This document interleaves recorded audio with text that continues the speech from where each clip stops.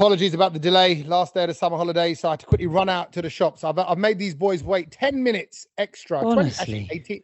I'm sorry. We needed a pepper and some carrots. And the wife looked at me like I'd failed as a father because there was no peppers and carrots in it. Just know you're not making me and Kedge wait. You're making the listeners wait. No.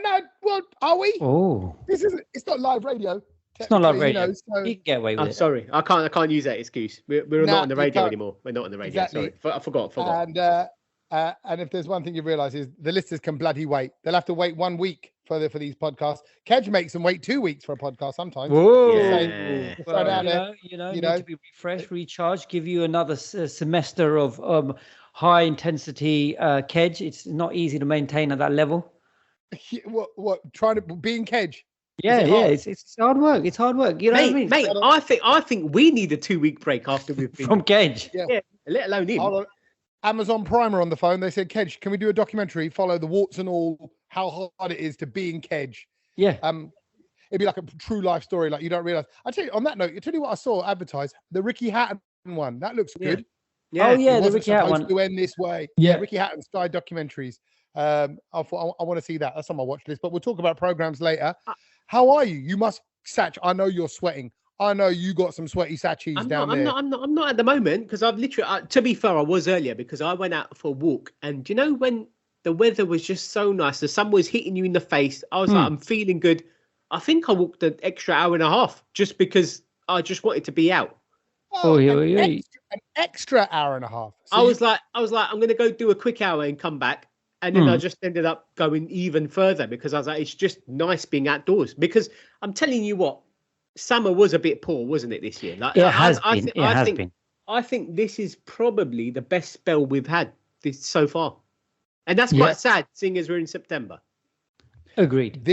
Today is a roaster. What is it? It's Tuesday, the 5th. We're recording this right now. It's just gone 4:00 in the afternoon. My neck is sweating. The folds in my fat on my neck are like there's moisture all around. And we played football in the garden, me, Marlo, and Logan, for about 10 minutes. Right. I was sweating. I was looking at them and they weren't sweating. I was like, I'm the old one, definitely the old one here. Yeah, but it's too hot. They said 30 degrees. 30 degrees. It's too hot. I think we're touching 29 as we do this. So it's fun. It's funny that because I've set up, obviously we're doing the podcast online a couple of weeks ago, only because it was a £5. I bought one of those fans that plug into your USB of your laptop. And I was like, you did. And I was like, this is going to come in handy at some point. I've plugged it in and I'm using it right now. You're one of them. You're one of them. You are in no position, Kedge Bay.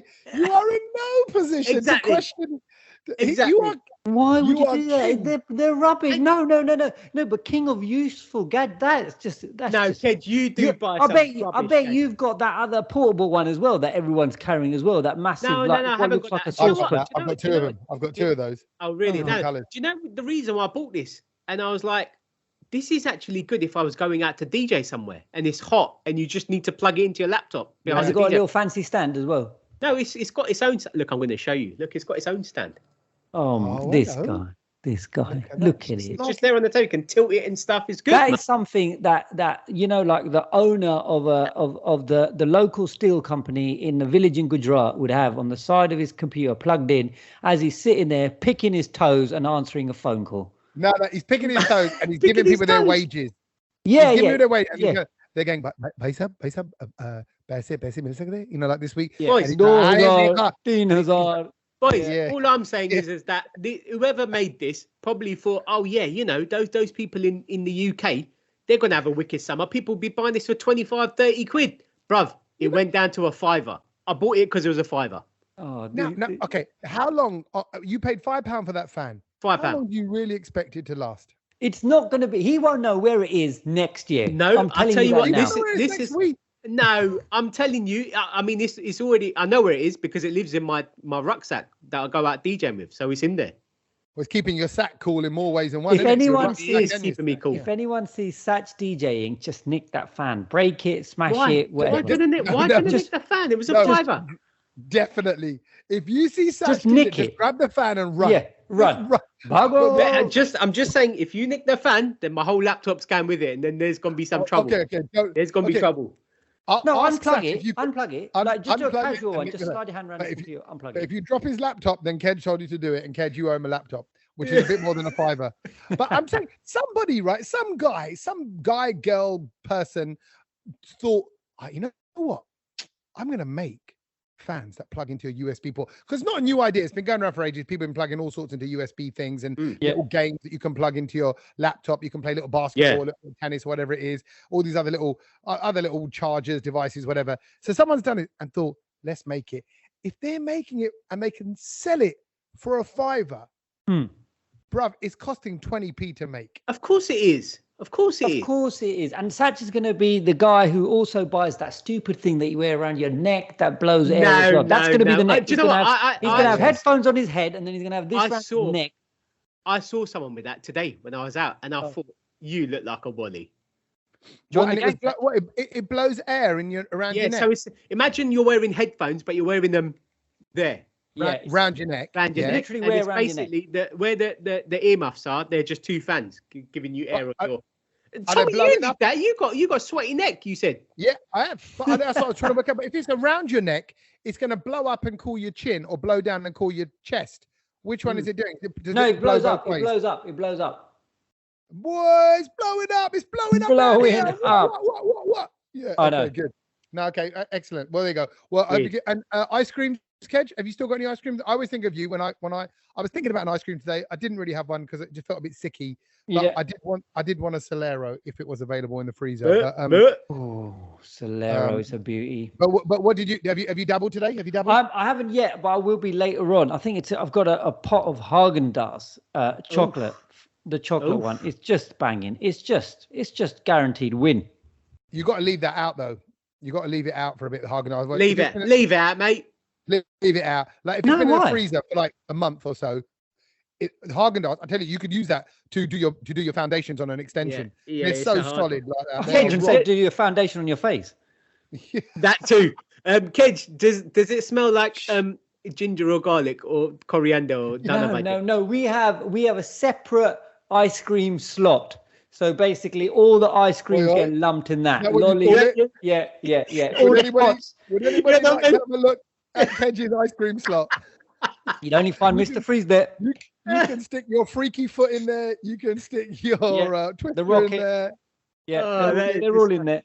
No, but honestly, you've got to be careful where you put ice creams in the freezer, because when after a few days, it's going to smell like ginger. Yeah, or anything garlic else. Well, if the lids are shut, I mean, how are you storing your ice cream, Saj? No, I'm just saying the contamination just goes anywhere in the freezer. There's nothing you can do about it. It happens. You just reminded me. I've got to chisel the ice out of the freezer section. The chiseling. Why is it that we're in the 21st century and we can't design freezers which doesn't grow like the South Pole in there? Mate, what is that about? Down. I don't know which one was it. Stalactites, stalagmites, or whatever. Which is the one that dangles down, dangles up? One dangle. You know, like you get in caves. You get those. You must catch. I thought you would be all over stalactites. No, I know what you mean by that, but I don't know the words for it. But I know what you mean by dangling down, dangling up. There's different names. Ice space is we call it jummed. It's jummiyahoya. Jummia. You. What? Jamming you is what we say in Gujarati. It's jammed. Traffic. You. Traffic jam. Traffic jam as divine. No. You're just saying jam, but no, jamgia is like. No, in Gujarati we have the same word. It's the same. Jamigu. If something has become like that, it's become jamigu. Yeah, but it's nothing to do with traffic jam. No, it's not. But it's with the accent. I think maybe if we look back into the Sanskrit origins of that, maybe the jamigu is from the traffic jam. Jamigu, jam. And what about what you put in your toast? Yeah, jam. Yeah, jam. Bob Marley. Jambu. Oh yeah, we're jamming you. But I hope you like a jamming you too. It would be. All these words, from Sanskrit. You get like jambula. They're always all from the same thing. Jambalaya. What was that one? Jambalaya. That was a wicked tune. So anyway, what have you got to do to defrost your freezer? Then you just got to turn it off and whack it with the chisel, isn't it? That's all you got to do. Get in there. Bit of warm water. But casually, turn it off. you just said casually you've got to turn it off. But the process of turning it off means you've got to then move everything out of it. But if you do it within a window of like half an hour, so nothing there ain't nothing melting in half an hour. You got to leave it switched off for ages before that even starts melting. And then even then, like Tommy said, you got to go at it with a pickaxe. Yeah, to be fair, we ain't got that problem, and I don't think any Desis is gonna have that problem because we've probably got about 5 freezers in the house. Yeah, we have. I see. I'm glad you said it because I didn't want to say, as you know, I've got a couple of fridge freezers in the house. So this one is actually a Smeg one, and they're the worst ones. I've got to say, it's the most fancy. Oh, really? Yeah, fancy. you know the Smeg one. Right. Yeah, that one. The other freezers are fine. They're all good. I've got the hench Desi one that you can fit like 6 mans in. Oh wow! You know, the chest, the big thing. Yeah, it's in the garage. Yeah, man, people go missing in those freezers. I'm telling you. Oh, you mean the ones that are horizontal, like a coffin? Yeah, we got the vertical ones. We've got the vertical ones and the horizontal ones. Got them all. Wow, standing up dead Sach, people. What do you do? Like, do you provide food to Iceland or something? It could be. It could be. We could supply them. I ain't gonna lie. I remember my mate Happy. And his surname is Man. For those who know me, I used to DJ with him, Happy Man. He back in the day when we were kids, his family had the chest freezer, and they had everything. They had packs of like 30 to 50, 60 fish fingers, nuggets. We got that. This house is balling. And when I saw that chest freezer and tubs of ice cream, they had the chocolate, they had the vanilla, they had the Neapolitana, whatever that one is, with the 3 flavors in it. And I just thought, when I'm older, I need a chest freezer. That's when you know you made it. You made it when. It's like when you go around to your friend's house and they don't have metal plates, they have normal plates, ceramic plates. You're like, oh wow, these people are balling. They're not eating off of tiles. That was so chest freezer. Is an aspirational thing. So big yourself up, Sach. I'm surprised you ain't got one, Tommy. You've probably got, but no, you've got loads of freestanding ones. I've noticed. Yeah, I'm freestanding, but you got the big up your chest. Big up your chest. The big up your chest. Wow. I've got the bigger. Speaking of big up my chest, do you know what? There's someone whose chest I do want to big up, and that is Sky TV. So I called them this week. So basically, I'm off work this week, which has been quite nice, and I'm quite lucky that I've tied it in with the good weather. So it's worked out quite well. Called up Sky, got to do all these kind of admin-y bits while I've got a bit of time off. Called them up, had to renew like our contract thing. And the first thing is like you have to verify who you are. For TV, for broadband, for both? For TV, broadband, and I think, what's the other? Phone line. It's all with them, basically. So I thought, give them a ring. You've got to verify who you are, which is fine. Just say what your name is and blah, blah, blah. You some security questions. And then they're like, oh, your call is in the queue. So I was like, okay, cool. Like, how long is this going to be? They're like, it should be answered within 10 minutes. And I was like, okay, cool. Then the next option was, so what kind of music do you want to pick? Press 1 for pop music. Press 2 for jazz music. Oh, hello. Press 3 for R&B. And I was like, what? Straight in R&B. First tune that came up. What was the tune? Let's guess. Usher. No. It was even more. It was Lauryn Hill. Which one? Doo-wop. Yeah. And I was like, that is proper R&B. Wow. And then what? So did you have a proper playlist? Like, how many tunes deep were you? I heard 2 songs, and then just as the second one was finishing, I would hold on for days. That's what I said to the guy. I was like, I was enjoying that. If they got Bhangra Garage as an option, mate, I'm there. Was it you and Bhangra Garage? Was it an 0800 number or was it a paying number?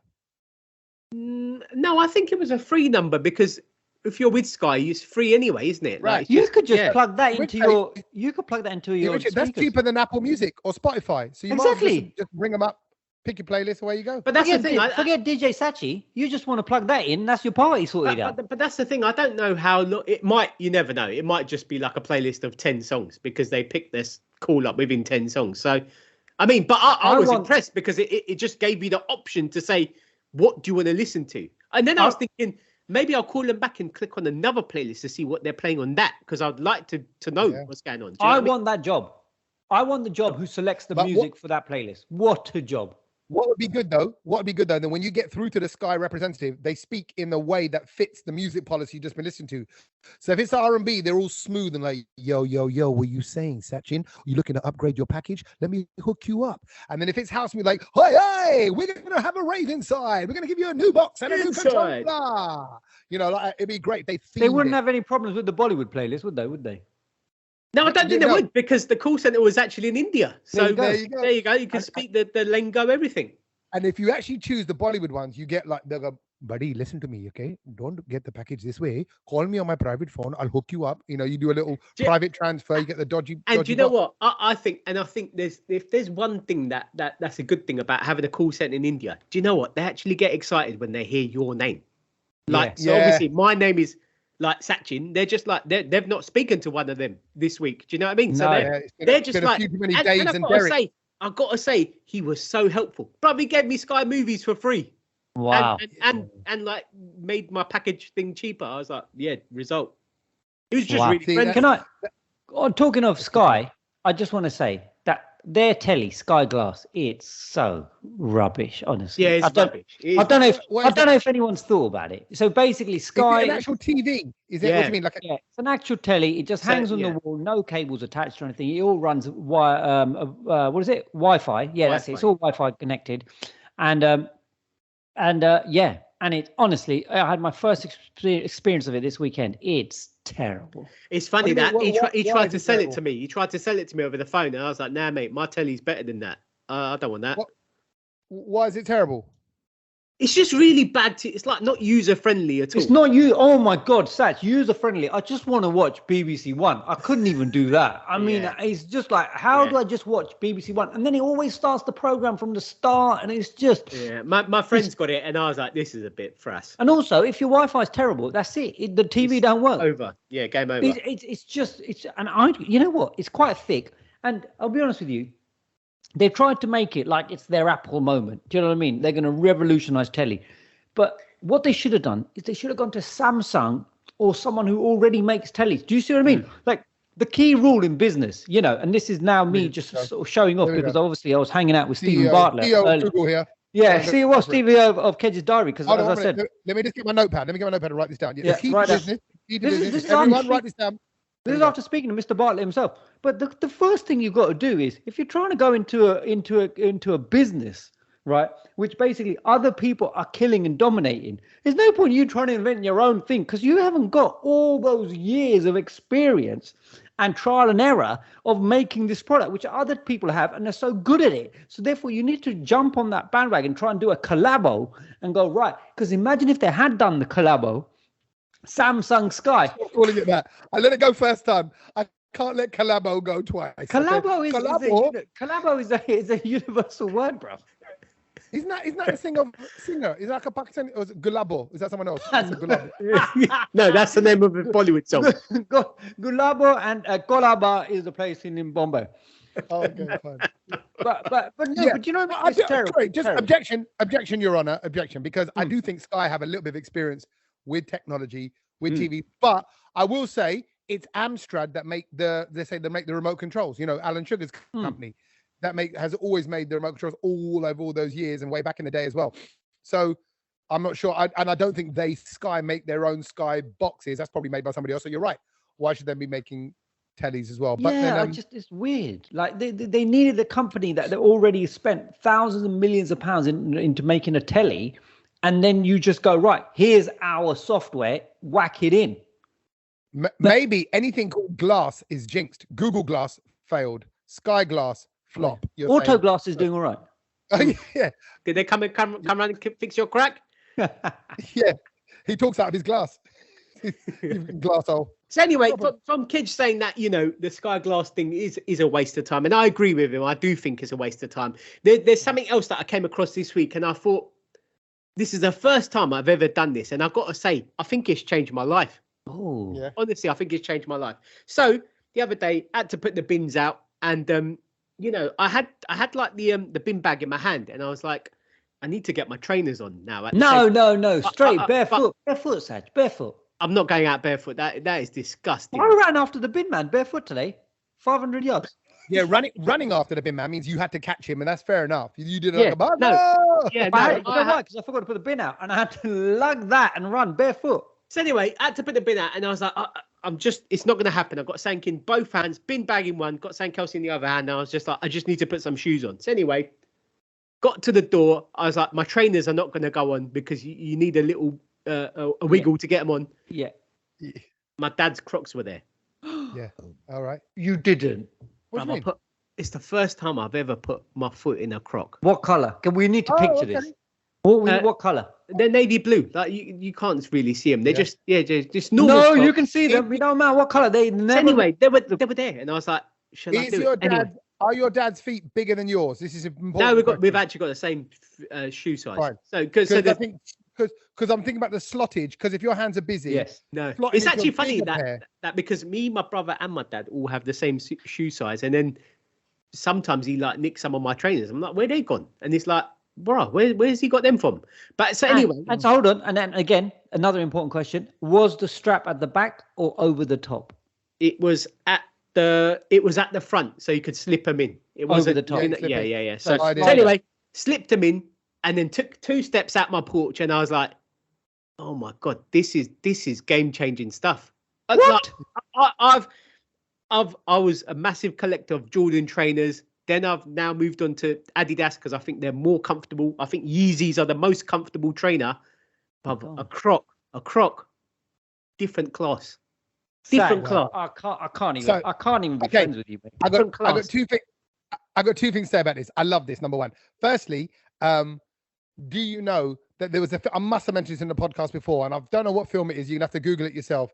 There's a film that was set in the future, and it was like 25 years ago. This film was made, right. And in that film, they had to kind of predict what people in the future will be doing, what they'll be dressing like, what they'll be wearing.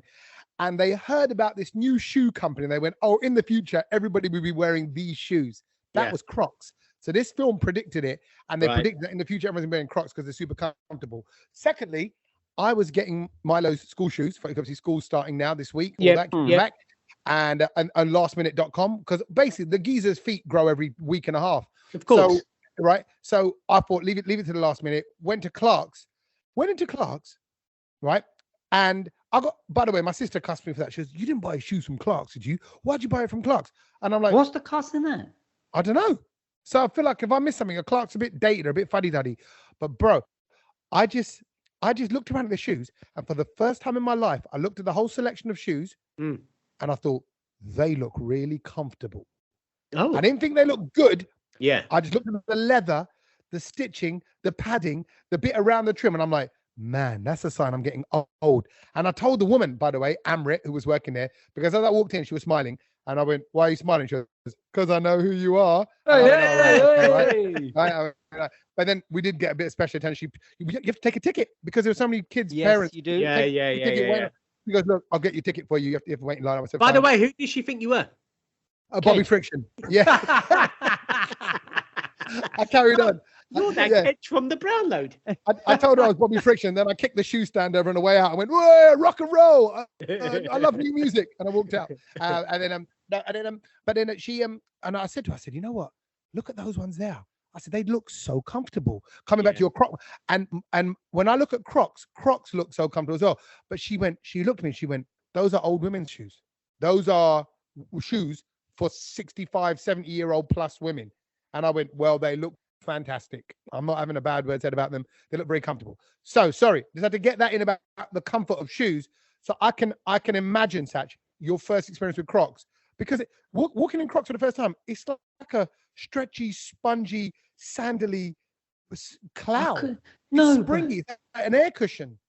Was it good? Bruv, it was so good. Like, and that's what I mean. Like, so when I go out to DJ, like at clubs, God! No. I wear Yeezys, and I think that they are the most comfortable trainers to be standing in 5 sort of hours. And then I was thinking about it, I was like, if I was to get Crocs, like where would I wear them? So number one, I think I would wear them like in the garden and stuff to go outside, like just to do go put the bins out and all of this kind of stuff. I think they're good for that. Quickly get them. Then I thought, I think I might even actually take them to wear them if I was on a plane, because again, quick to put on. Sag.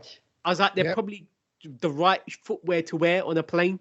Sach, You know, when you go to Lou and stuff. Why are you so upset about this, Kate? I don't get it. I don't get it.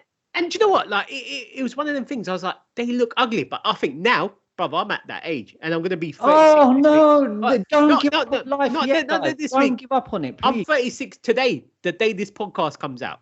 Yeah. Not today, as in Tuesday, but this day. 36 and I was is like, Jawan, Baba. Don't give up on life. No, I'm not giving up. I'm just thinking, now I'm at that point, I don't care. If they're comfortable, Oh, no, Sach, no. I'm putting it on. They're horrific. I was at the pub watching the Arsenal-Man United game. All right, albeit a Desis pub. And there was this guy, Arsenal fan. Right. All right, he was in the full kit, which I find a little bit strange for a grown man. What, socks and everything? Well, he didn't have, no, this, let me get to it. He had the top and the matching joggers, you know, with the back. I think that's a bit weird anyway. When you're a grown man, it's a bit weird. You know, once you're past 12. Says the guy who's got loads of Spurs tracksuits. No. Everything Spurs. No, it's the kit. It's the kit. It's the same kit. It was weird. And then he just had these really dirty black Crocs on, and I'm like, bruv, you've come out into the public, you're here with your mates, and you're trying to give it bants and all of that, and look at it, like these big, like the word in Gujarati we would say is dharcha jawa Crocs, yeah, which was just like, I thought, it's just, they're so ugly. And then I think they must have, like, Google or something must have read my mind that I was thinking of Crocs, and then I'm getting ads for accessories to pin onto your Crocs, and you can now get torches on the end of your toes. So Sach, you would love that, because if you need to find a tune, or if something falls on the floor with your Crocs while you're DJing, then your USB stick has the lights on your Crocs. You get snazzy looking ones now as well. You get like ones which are got funky grips and stuff. Look at it this way. I don't think I'd wear them out like that, like to anything like. But I do think I'll buy you whatever you want. I'll buy you any shoes you want, but don't wear them, please. I think I'm going to buy a pair. I think I'm going to do it this week. I'm going to get a pair, and I think I'm just going to wear them where I need to. I just need to be comfortable. I don't care. Yeah. Can I be honest? Okay, I don't have much Croc experience. I like Birkenstocks. I've always loved my Birkenstock sandals, and I like, because I'm a bit flat-footed. Birkenstocks are tougher, so I feel like they're kind of putting my arch back. You know, it's like a good solid grip and whatever. But I don't know if I can say this. I don't think this is offensive to say. Well, I'll find out whether I get outed from the community or not. It wouldn't be the first time. Godvara at the temple, obviously everyone takes their shoes off, right? But then in and around the toilets, there's just loads of communal sandals. Ked, you would hate it. Yeah. No, I know what. I'd rather just hold my wee, but yeah. Okay, so there's communal sandals. When you open the doors of the men's toilet, there's about 8 pairs of sandals there. Now, the average man has about a size 8, 9, 10 shoe. I'm a 13, right? Right. So I'm looking around. I'm thinking, often I can only just put my toes into the sandals. Tommy wears 5 of them on his toes, and then I have to tiptoe like to the urinal, do my little thing, and then put them back, whatever, and then I hop out the toilet. But if I see Crocs there, jackpot. They're going in. Straight in. They've got. That's grim. Someone else's feet have been in that, and it's just in the toilet. You guys. Yeah. I don't sit on the toilet. I don't think I could use something like, it's different. My dad's, and I only went 2 seconds up the thing to put the bin out. It's a bit different, but I don't think I could go in communal Crocs. That's disgusting. No, communal Crocs. What next? This is terrible. What communal pants? No. But it's all right because it's in a temple. It's like God takes care of it. It's fine. You're going to catch them. He disinfects them. He disinfects them after every use. Speaking of God. Yeah. Oh, he's going. Featuring on the podcast this week, we have God. Well, we kind of do. And can I say this? I think I got a bit of beef with God. Well, you can't say that for a start. If it's a vegetarian God, you can't say that. No, hear me out. I'll tell you what my dilemma is this week. So obviously, Thursday is my birthday. I turned 36. And I'm like, yeah, cool. I'm not working. I'm actually working for the rest of the week. So like I'm DJing Wednesday through to Friday, Saturday, Sunday. So it's a busy week. So I was like, Thursday's the only day I've got off. And I was just like, it'd be nice to do something with my family and stuff like that. Get like my cousins round and blah, blah, blah, blah, blah. Yep. So early this week, my mum goes to me, oh, like everyone's coming round on Thursday. And I was just like, yeah, like, whatever, like whatever. Yeah, birthday vibes. Standard, we just get food and stuff, like nothing too crazy. And she was just like, oh yeah, by the way, it's Janmashtami. Tommy, do you know what that is? Is that? Yeah, I do. I've heard it. Hold on. That's not the fasting for your husband one, is it? No. It is Krishna's birthday. Krishna's birthday. Sorry. So he's basically whacked it in on the day that is my birthday, because obviously it changes. It goes towards the other calendar, but it just coincided with the date that I was born on. So then I was just like, well, that's my birthday kind of cancelled then, isn't it? Well, you can't eat meat. You got to follow. Yeah, I mean, that's at the window. Yeah, definitely. But we that's all right. No, we eat special, like you got to eat special food on that day. Ked, you know all about it. What's it called? It's like Ferrari, isn't it? Yes. Not Lamborghini, Ferrari. He looks so baffled right now. So basically, it's got to be food that it hasn't got like any flavors in it, or anything like that. No salt, and it's just like basic kind of raw sort of boiled food. What's the meaning behind it? Like to go back to basics, to kind of. No, I don't know. To be fair, I don't really know much. I don't do it. I'll be honest. I want to apologize to the Hindu community, because I'm looking at my two let down Hindus here. Both of them just quietly shrug their shoulders all I know is don't ask us anymore. On that day, that's what these lot cook like at home. Like basically, yes, like my folks and like my cousins and like they're like my aunts and uncles. What's the Ferrari thing? What are you talking about? What's Ferrari? That's the name of it. That's the name. That kind of that food. Yeah. Okay. That cuisine. Like, so that's falafel. Is it a word? Are you saying it's a word like Ferrari? Is that what you mean? No. Yeah. You say it as Ferrari, but it's it's Ferrari. Yeah. But what is it? It's hard to explain to Cage. You're the right guy. No, give me the correct word. I want to know what the word is. Is it Ferrari or like that? No, Ferrari. Ferrari. Oh, it's actually Ferrari. Yeah. I thought that you were joking. Like, it's like Ferrari. It's like Ferrari. No, that is the word. So anyway, that kind of food. So obviously, and it's just like, well, I'm not really a fan of that kind of food, but I eat it for that day because it's just a religious day and blah blah blah. And I'm just like, well, I don't know. Birthday's a bit of a write-off this year, isn't it? That's it. Done. What can you do? I mean, my family going to get me a cake and probably write my name and Krishna's name on it. They might do. Oh, that's a big look, though, isn't it? I want to see that birthday picture. DJ Sachi and Bhagwan Krishna. That's what I mean. So I don't know. It's just the way I look at it. It's just not happening this year. It's not, birthday's cancelled. Okay. Well, if you listen to this podcast at DJ Sachi, let's inundate him with lots of Ferrari messages and lots of lovely messages, flavorful messages as well. Just send him pictures of Ferraris. Please do that. Yeah. Just send him pictures of cars. And how's your Nando's looking today, mate? It's not. Exactly. It's not. No, it's not. Can I now that we finish all of Sach's stories, my God, he's been up to a lot this week. The only one thing that I was going to bring was that I was top of the fantasy football league. Oh, yes, you were. No, you weren't. You were knocked off. But I was knocked off on the final day by some fella called Bhavik. And obviously on our Insta stories, we'd posted that, obviously, because Tommy and Sach were like, please, we can't have Kedge on the top of the Brownlow League because we'll never hear the end of it.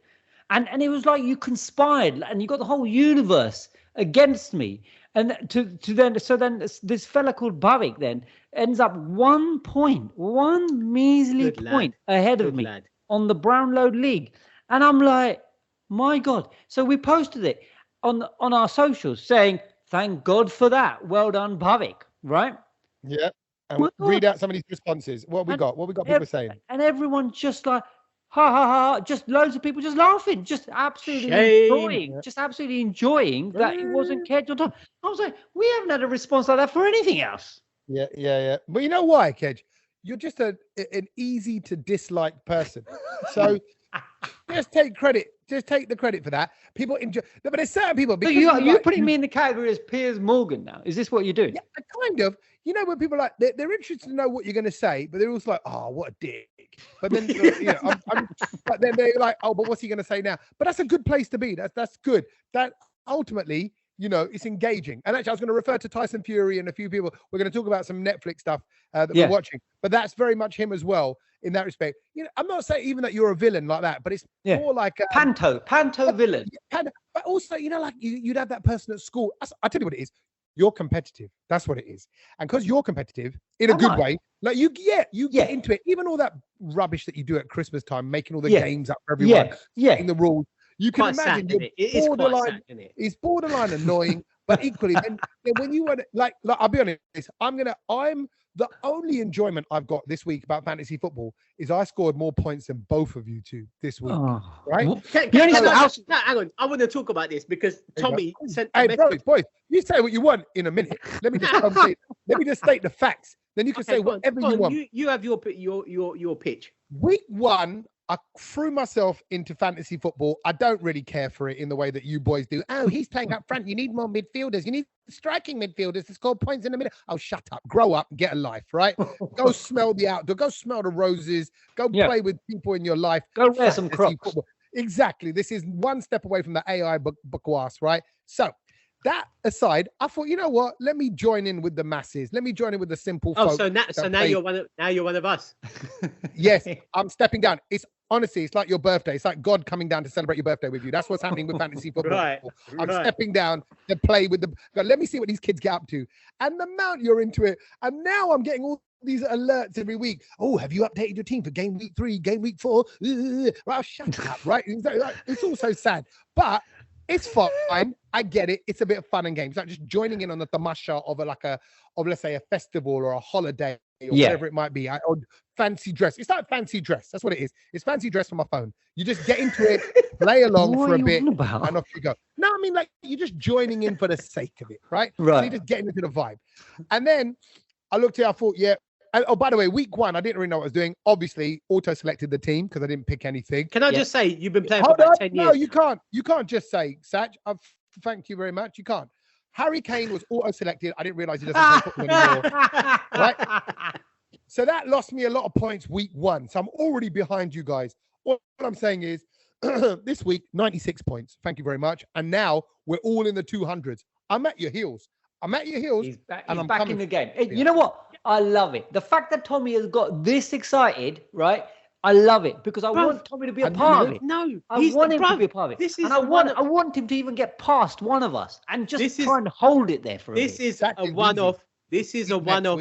This is a one-off. I'm telling you, he's going to give up interest. He's going to forget next week, but there's a game on a Friday. Then he's going to moan and be like, "Oh, I forgot. I've got other things to do." No. I mean, he's been playing this game for 10 years or however long we've been playing. Hang on. No, let me say what I need to say.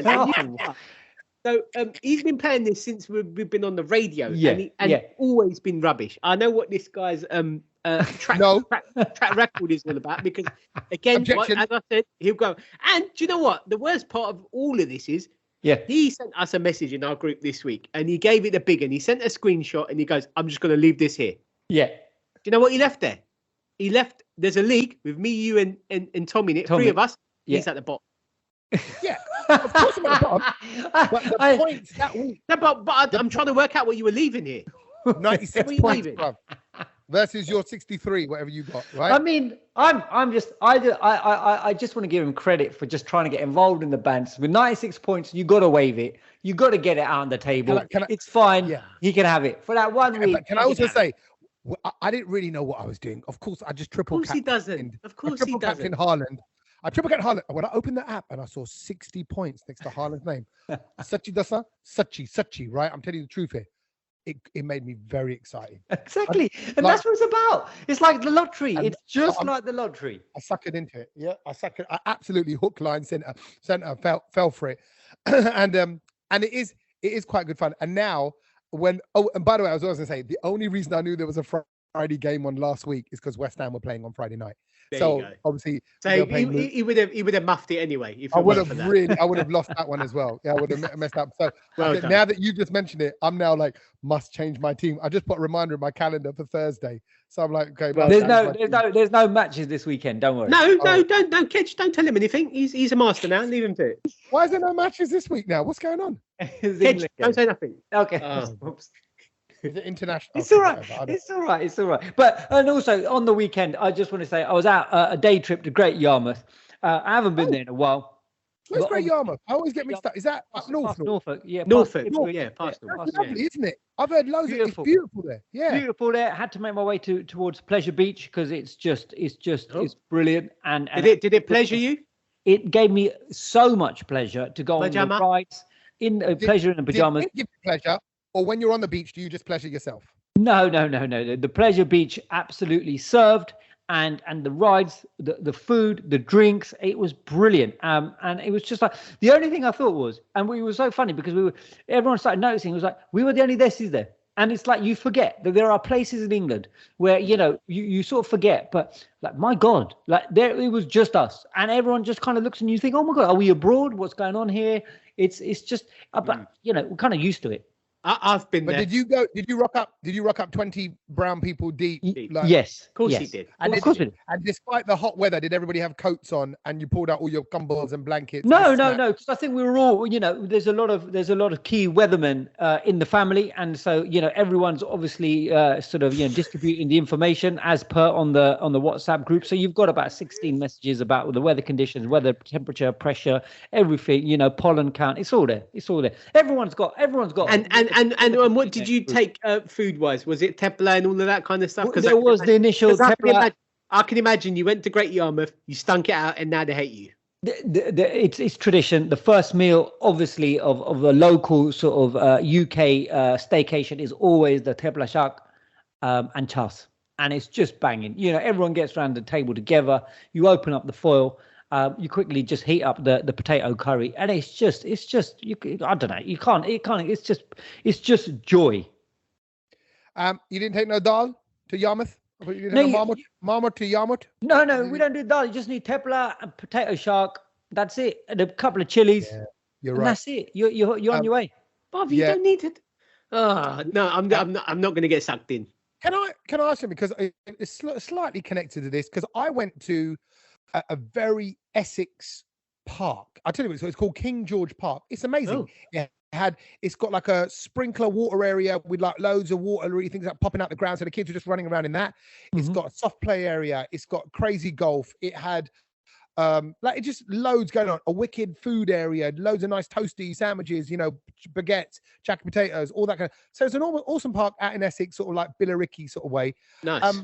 But again, I don't think I saw any Desis at all. Oh, and you're right. But it's weird. How can I say this without? Yeah, I'm going to say it, and when you can analyze it how you want. When you go to places like that are all gaudy, effectively all white people, it feels like you've gone back in time. Does that make sense? Yeah. It feels like it's from a while ago, because maybe because I don't remember. Like in the 80s. Yeah. Like, it does feel like you're in the 80s, because also Great Yarmouth was slightly old school as well, like the housing and all of that. I was just going to say that. I don't know whether it feels that way because of the people makeup, because it's not that diverse, or whether it feels that way because these places are a bit dated. But this one wasn't a dated place. But it's just something about it. I thought it was a bit old school, but it was totally cool. There was no bad vibes. It was, everything very kid friendly. But it was just, just another world. But it makes me realize that things aren't like that in London. In London, you'd struggle to see a white. It's different. Yeah, it's different. Yeah. And if you go just outside the M25, and it's very different. Why do brown people just like cities? What is that? Is that just, do we just like to be near around lots of other people, or is it just jobs? Just more opportunities, isn't it? Really, it's just that we just the Heathrow, the plane lands, and then we don't want to venture that far out. It's just it's just stay in West London. Yeah, because you only got like probably 20 quid in the taxi, so you're only going to get as far as a certain distance. Do you know what I mean? And then it's like, you can't really go. I mean, you're not going to land in Heathrow and go, oh, let's go to Norfolk. Yeah, and same with the Southampton lot. There's loads of Punjabis in Southampton where the boats docked up back in the day, and they're just like, this will do. This fine. Stay here. This gets me to get out quickly as well. So it's a quick exit as well. So speaking of sort of Desi areas in London, and so would you say that you might even change the name of one of the areas in West London to match Desi's like Wembley? Wembley's obviously what you kind of associate it with a lot of brown people, right? Yeah, Gujaratis in particular. Exactly. Would you change the name of Wembley? And the only reason why I'm asking this is because news that has just dropped. I would even say this is breaking news. I think we need a jingle. So anyway, I've just read India are hosting the G20 summit where all the world leaders go there in Delhi, and a little summit, yeah, a little bit of food and that. So anyway, they've invited all the leaders to a dinner, and the official invite says, "Come to the dinner of the official G20 summit hosted by." How do you know what the official invite says? Because it's there in the news at the moment, and it says, "Come to our dinner," or whatever. That come to dinner hosted by the president of Bharat. And now the world media, Western media, have all gone mad and said, "Oh, India changing their name to Bharat." Oh, because the president of Bharat. Yeah. Oh, not the president of Bharat Army. Not Rakesh Patel. No, the president of India, Modi. But sorry, so where is this? Where is this wording gone out that they refer to India as Bharat? Where is it on an invite? But who? Sorry, what I'm trying to work out is who called it that? Is that India calling themselves Bharat? Yes. Or is that somebody else calling India Bharat? India calling themselves Bharat. Wow, that's quite big. That's quite a big statement, isn't it? To have that put out on an international sort of invite like that, and to kind of expect people to know what it means as well. But Bharat has always been the name for India, like the Bharat, like how some people might say the Desh, Mera Bharat, Mera Mahan. India, but it's more done. If my memory serves me right, because I remember when we started doing stuff with Bharat Army, and I didn't know too much about the name or where it came about, and then about Barmy Army, Bharat Army, then you realize it's more of a traditional phrase. I remember there being a little bit of a backlash from some Indians from India saying, really, you shouldn't be using the term Bharat. That's almost a term given to the Bharat, the army of the country, the people that really represent the land. It's a bit more hardcore, a bit more traditional, a bit more old school. Yeah. So the only thing I know referred to as Bharat is my pharmacist, because that's his name. Bharat Bhai. Yeah. Bharat Bhai. Yeah. Bharat Bhai. Send me the paracetamol, mate. And I think a lot of Western people are going to get it mixed up with Borat. They're going to go, "But my name is Bharat. My name is Bharat." They're gonna just think it's that. It's a bit weird. They're going to pronounce it because they're not going to say Bharat. They're going to say Bharat. No, they're going to say nice. or Bharat. Bharat, like Bharat Homes. Right. Yeah. Yeah. Or like the shoe shop. Exactly. Where you going to get your shoes from Bharat, made in India. But it was. I think that people are going to struggle with Bharat. It's the rut. The rut that makes it Bharat. That sounds more. Then everything needs to change. All the songs. Made in what? It's a problem. Made in Bharat. Made in Bharat. It doesn't quite go in it. What song is made in India then? I've never heard that. Alicia Chenoy. Bharat. Yeah, that's gonna have to change. And all of those people that have called their kid India, you got to change it to Bharat. Yeah, all the Western people are called, all the girls who are named India. Yeah. India Ari. Bharat Ari. And was but it's I don't think it's gonna stick. It can't stick. I think no. Why not? If they want to change the name of the country, and that's what it's originally known as. I saw it as it was trending on Twitter, so I thought, why is Bharat trending on Twitter on the global thing? I thought, let me click on it, and then I just see all these articles come up from everywhere. Like every news outlet is now sort of saying this, that they're thinking of changing their name to that, and I was just like, well, that's a bit crazy, then, isn't it? Yeah, I think there's because it's come through. It's a Sanskrit word, isn't it? It's the Sanskrit name of the country, and it's also it comes from.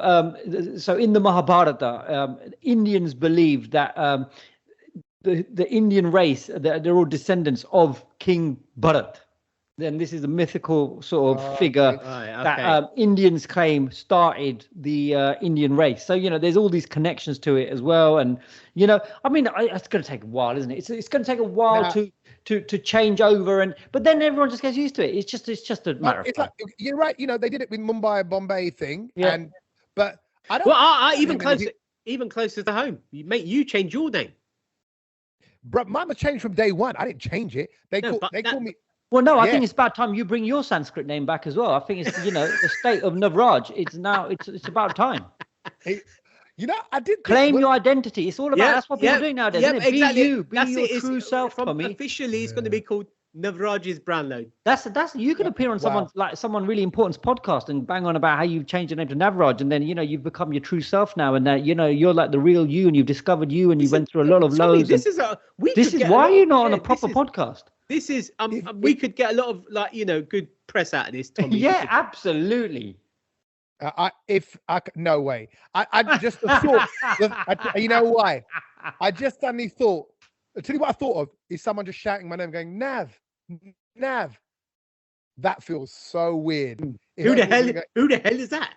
Yeah, and imagine someone going to go. Oh, we're going to go traveling. Where are you going to go? We're going to start from Sri Lanka. Then we're going to go up through Bharat, and then into Pakistan, and then into China. No, what? Go through Bharat. Yeah. Who's he? Where do you live? Southern Bharat, Northern Bharat. No, I think Bharat India is a nicer word. India, it's a. No, incredible Bharat. It doesn't work. No, that works. Incredible India. And the adverts even go India. That's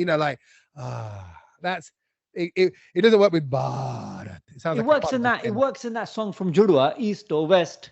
Bharat is the best. It's got a bit of alliteration that kind of works. Yeah, I don't know, man. I'm not I don't know. Look, I'm not sold on it. I think we're past that age anyway. So it doesn't matter what it's called. I think they just about got us with Opal Fruits and Starburst and Snickers and Marathon. But if that changed now in my 40s, I'd still call it what I've always known it. Which is why, sorry, I know it's a bit of a contentious issue, but just hear me out. You know why the whole kind of he, she, they, them, people who are struggling with accepting people for whatever they want to be called, it's because they're like, man, I'm too far in. I'm 46 years in. Too far in what? Of saying he and she. Yeah, it's too hard for me to then, or it's not saying it's impossible. I will adapt. I will try. Of course I will, to make other people feel comfortable. But I'm so far into he and she to do they, them, whatever. Yeah. It's a big change to the basic program of my language. And it's exactly like, I'm sorry, it's not called Twitter anymore, but I still call it Twitter. That ain't changing. It'll come with time. I mean, I still get confused sometimes when people are talking about people as they, and then you're kind of expecting more than one person, and it's actually not. It's just the one person. You maybe they're two or three people. So you do have to be careful about things like that. We've got to roll with it. We've got to roll with it. Got to keep rolling. And talking of rolling, we are rolling the podcast on to things that we have watched this week. Yes. Oh, mate. Well, we didn't get. It's been actually. Can I say, because it's been over the last couple of weeks, I've actually watched a fair bit of telly. August, just for everybody who wants to know, who cares, is a bit of a quiet month for us freelancers, broadcasting, shows, entertainment, because everyone's away on holiday. So there's very, very little going on in terms of comedy shows and things like that. So, and obviously that's why I went to Canada for a couple of weeks. We, and I say me and my wife, I watched them separately to her, but we both have watched now the At Home with the Furies on Netflix, which is the Tyson Fury documentary. Now, I watched the Logan Paul or Jake Paul, I forget who it was about really, about him and his boxing. I think it's Jake Paul, the boxer. And I watched that one. And I saw it culminate, that series culminated in him fighting Tommy Fury, the brother of Tyson Fury. And they had and I remember thinking in that documentary, they had quite a lot of access to Tyson Fury in the house. And I thought, what's going on there? And then bang, I see they've got their own Netflix one as well. So I'm like, okay, so whoever's made this is kind of doubled up in a way. But my wife watched all 10 episodes of The Furies in one day. And she don't watch anything. They're half an hour long. Very watchable. It's quite reality TV-esque because it looks at not only him and his training and the boxing and the hype and all of that, but it also looks at like his family life, his wife, their communication. The fact that they raise their kids, their gypsy background, you realize how desi gypsies are because it's about being around your kids. They even take them out. The traditional thing is take them out of school at 10, 11 years old and like homeschool them. But the bit that you're all going to have a little chuckle at, one of his kids is called Tati. Because they named him Tyson. They named that kid Tyson. And it got confusing in the house to have two Tysons, Dad Tyson and Junior Tyson. So they go, so we just nicknamed him Tati. Tati. Oh, Tati's, look at Tati lying on the floor. Look at Tati there. Oh, Tati's got it. Tati's got a brilliant punch on him, brilliant jab on him. And I'm going, Now that Tati's pretty powerful. I think they say at one point. And I'm like, yep, you can get some powerful Tatis as well. But I'll be honest, I'm saying it here. I ain't going to be the one if I ever meet Tyson Fury to tell him that his son's name means Tati, whatever, right? But honestly, it's a very watchable series, but also what is spoken about so openly is mental health in a way that isn't. I'm kind of bored of mental health. We've all been through our own, hard times, and then when you hear about it, it just can get a bit depressing hearing about it, talking about it all the time. But he does it in quite a normal way. He just talks about the fact that he has to box. Even his dad's old age goes running 5K every day, does weights every day. He goes, you don't realize how important training is for sorting out your head and all that. So there's so much to this. The wife angle, the kids angle, the brother, the Tommy Fury coming up, brother. It's a good series. Did you watch it, Sach? No, I haven't watched it, and it is on my to watch list. But one thing that I have seen, and I know that you've seen this as well, is the AP Dylan documentary on go on. Prime, Amazon Prime. So it's 4 episodes long. I think each episode's about 40 minutes, half an hour, something like that. So all in all, it's about a 2-hour-ish watch. And I've got to say, I mean, I'm a fan of his music anyway. I think he's good, and he does stuff that's different to everybody else. And I think it's just good. Like he's on trend, basically, is what you'd say. Yeah. But the story behind it, I think it's incredible. It was so inspiring to watch, I thought. Nice. Kedge, I need you to watch it because and I thought the same, Kedge. I was like, this is a Kedge program. He needs to watch it. Right. I tell you why, because I'll talk about Kedge as I talk about the kind of the series as well. Because when we worked on the radio, genuinely, the reason why I've always loved working with you two, right, is we kind of came together with a love for radio, with a love for performing, with a love for entertaining, but we all had our own different kind of angle on that love. Sach from a DJ angle, Kedge, you were more production, putting it together, how things are executed on the radio. I will give you credit, the kind of masterminding it, and you enjoyed that. No, you did. You enjoyed that tactical play, but it needed us three to come together. And whilst we're all different, and we always joke about this, we may not mix in any other field. We may not have come together as friends, but we came together as people that just wanted the same thing in what we were producing for listeners. And it was hard work. You don't realize, we had a laugh on the radio, but it was hard. We were so tired all the time. And these main three guys, I forget, Gorinda, that guy, G minor, and who's the other guy, Shinda and AP, right? AP. They came together and they just all loved music. Yeah. They picked a manager to manage them who didn't know how to manage anything. Nothing. They were all on a kind of equal field. And they go, look, we don't know what we're doing. They're not trying to pretend to know what they're doing. They're going, we don't know what it's like to put on a tour. We don't know what it's like to do an album, release a single. We just stuck something on YouTube. But they knew what they were creating was their own. They weren't trying to be Gurdas Maan or Badshah or anyone else. They were just doing their thing. And that's why. And actually, Bobby Friction features in the documentary, and he goes, when we first played the song, everyone's like, why are they singing like that? Because they were singing so uniquely. But it is an inspirational documentary. If ever you're thinking, because some people might be out there doing their thing and they're going, where's this going? What are we doing? And we often think that, and here we are with the podcast 5 years in, what are we doing? But we've got a popular podcast. What are we doing? What are we doing? I don't know. And even them boys, even up to the very end with the tour that I knew was a really successful tour, because I knew people that went to it, they didn't know what they were doing. They cobbled it together. There was stuff that went wrong, a lot of things that went wrong. But I know as artists, they want to keep pushing it on. They want to go, what's the next thing? So I think you will, even if you're not into their music, and I know about 4, 5, 6 of the songs, really. And actually being out in Canada, I got into a lot more Punjabi, hip hop, trap sort of style music. And there is a great vibe going on there. But it's a good for anyone who's interested in global music. And you see Nas come out on stage. Nas is in it as well, yeah. So, it's good. Definitely worth a watch. Good telly. What are you seeing, Kedge? I haven't seen anything. I've just had one of those. I was thinking about it. I was like, I've not really had time to watch anything. I've been away for 2 weeks, and it's just been go. And I've not. I finished. I'm watching Winning Time. So I'm working through that as the episodes come out, because it's season 2 now. Are you not on it, Tommy? You know what, bro? He's given up. No, on Sky the other day. Yeah. I saw the record symbol by Winning Time, right? Yeah. And I thought, oh, they've rerun the series.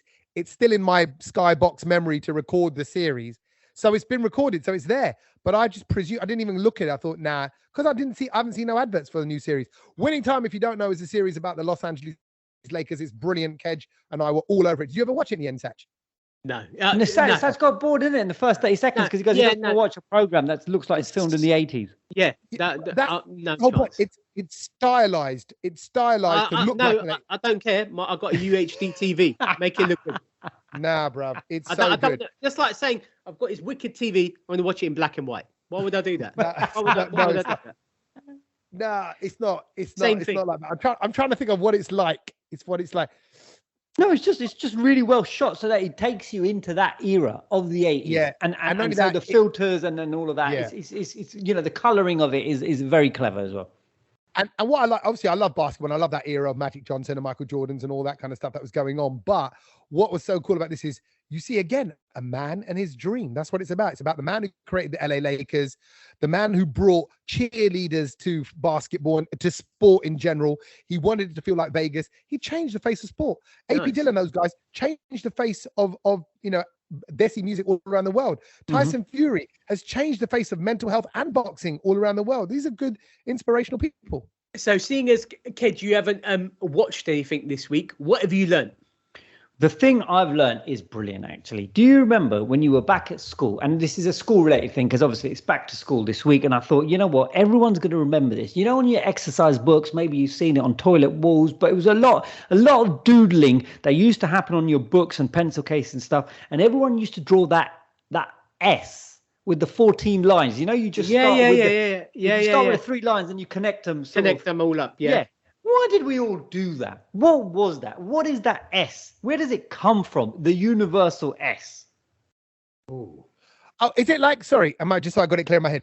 Is it like that? Is it very hexagonal looking? S? Yeah. So you've got like a top line, a bottom line, diagonal. So you make it like a boxy, hexagonally looking S. Yeah, and everyone just draws the S. There was never any other letter that's drawn like that, and so you just draw the S. You know what that letter always looked like for me? This is silly. It's a stupid little thing because it was around the same time. The Blockbusters S.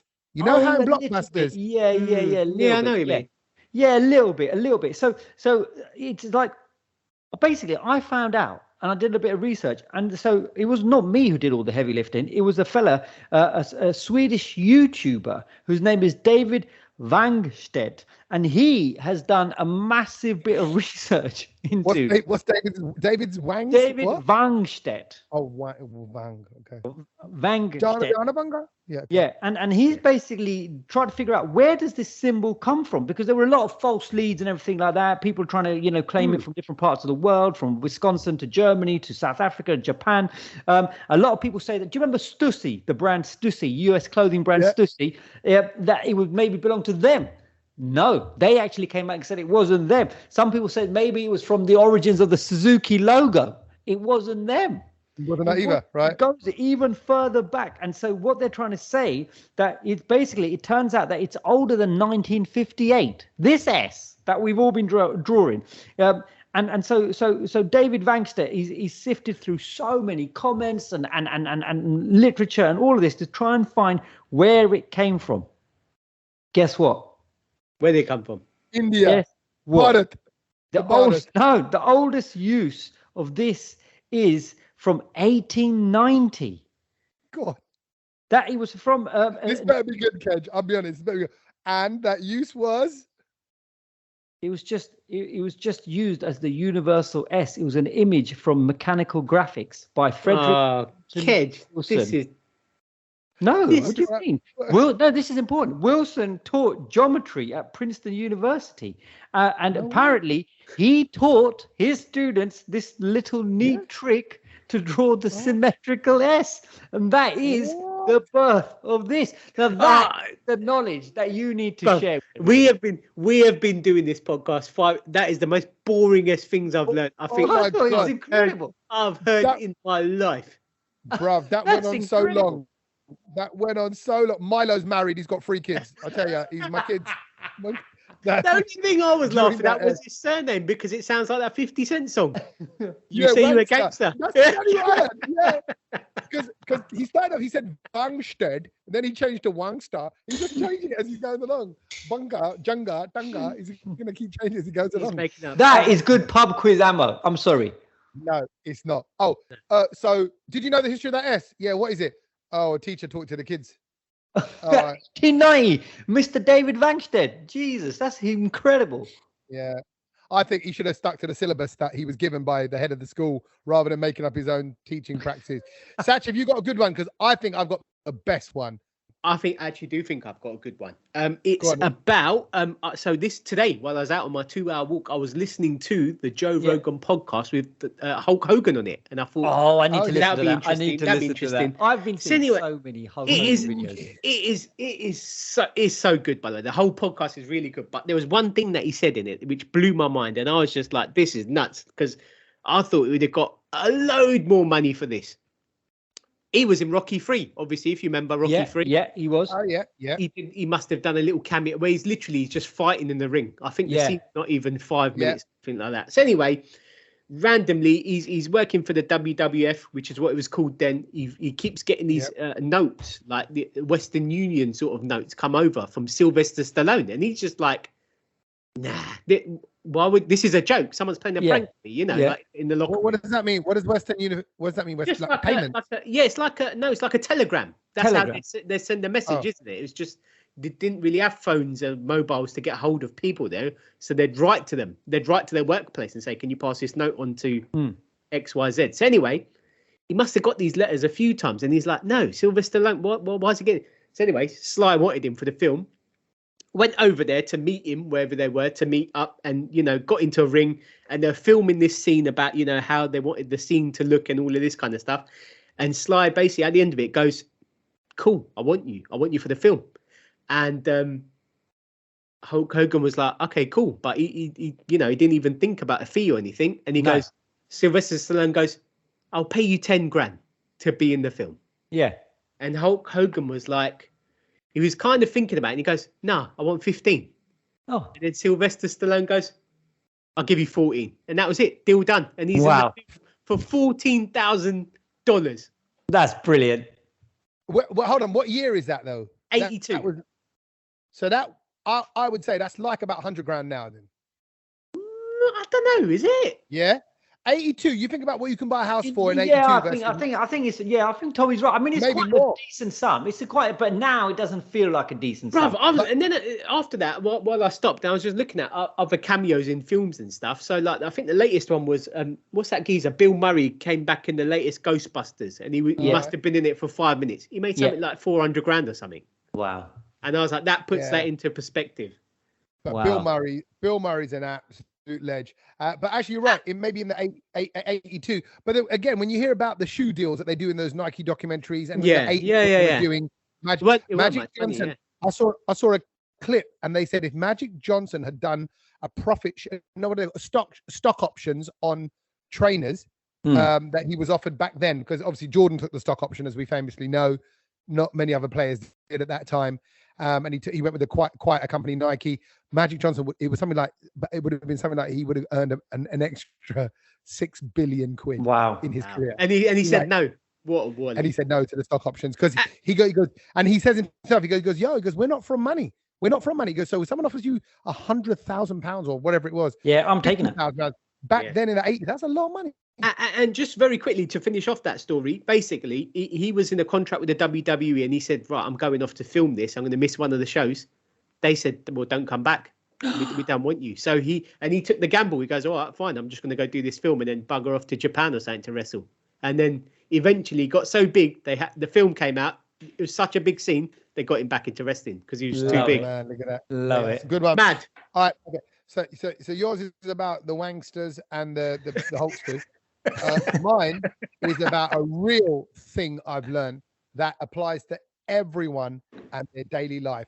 I hope to God right now, after all of this big up, it's not one that's got, because it's so like, oh yeah, that it made me think this must have been done before. And the thing, why does the salt holder have one hole and the pepper holders have multiple holes? Ooh, this feels like we should know this. I don't know. Yeah, I know. No, right? Go on. Do you want to take any guesses? So salt one hole, pepper several holes. Is that right? Yeah. Normally you get the salt and pepper. Is it because you need to eat less salt, so therefore you only got one hole, and so you get less of it? Good thought process. I like that, logical, but no, that's not the reason. It's there. Go on then. Sach, anything you want to say? Is it just to differentiate? Maybe. That's what I would have presumed all these years. So you know which one is the salt and which one is the pepper. But it's not. It says, why is it? And this is come officially from a royal family servant, servant, staff, who who lays out cutlery and all that. And he says, and the history of it is as follows. Salt was never designed to go all over your food. You put it in one spot. So hence you need one hole to aim it on the side of your plate. So it's for aiming. So to put it on the side, so you put a little gathering of salt. And actually, Kedge, I thought you might know, because there's a couple of public school boys that I went to university with, and whenever they put their salt on their plate, Nick Corbett, if you're listening, Nick would always put his salt in a little pile and then dip his chips into that little bit of salt. Yeah, I grew up with like eating like that. So like we just put it in a spot and you dip your chips in that. That's how. But then I never ate salt, so. Yeah, no, and pepper you sprinkle all over, hence why it doesn't really matter about the aim, and you can have multiple holes. So there you go. I thought that's a key one, right? That's a good day-to-day one. That I'm telling you now, that is going into the Christmas one at the end. Yours is, mine might. Kedge, definitely not. I think you're missing out. I think you're missing out if it doesn't make. Is there any festival that Kedge's one could go into? Is there like something you don't care? How about in the Oktoberfest special? Yeah, Oktoberfest. End of the month beer special. Yes, we're going to speak about the Vangsted, and was he German?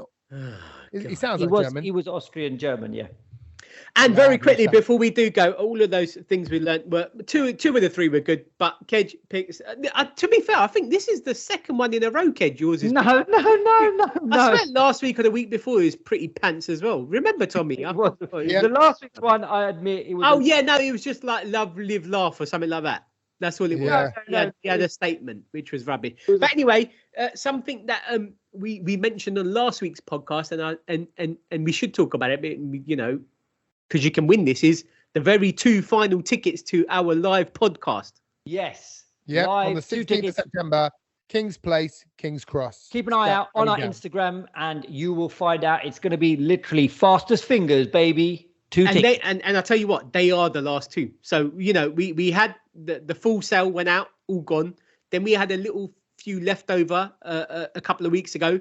The handful. Can we point out that those leftover weren't leftover like no one bought them? They were allocated for us. They were for us. Yeah. And we're like, no, we don't want no guests. We don't want that. Give it to our real listeners. So we passed them on. And now there's another two that we held back on. Which we held back on because we thought, do you know what? There's still people messaging saying, I didn't get tickets. So this is your way to win them. But the only way you can win them is through our social media. So keep your eye out on that over the weekend. Weekend, Kedge? Weekend it is. Okay, just in case you are just thinking, oh man, okay, can't get to see the Brown but want to check out more podcasts. This 16th of September is part of the London Podcast Festival. So if you want to look up the whole festival, see what's going down, see us on the lineup, see what we're doing and what others are doing, go check it out. And until then, we'll catch you next week. Is that all good? All good, boys? All good. All right then. Until then, laters.